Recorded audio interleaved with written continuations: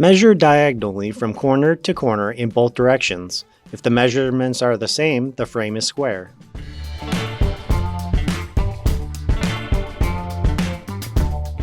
Use a bubble level to check leveling.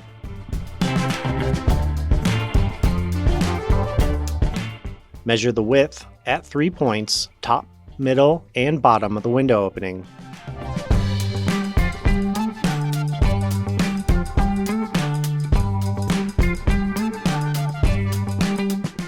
Measure the height at 3 points, left, center, and right of the window opening.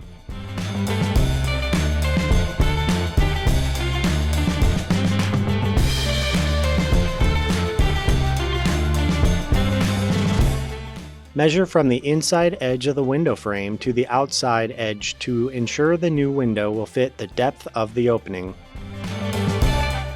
Write down all the measurements and double check for accuracy. The shortest width and height measurement will be used for the measurement of the new window.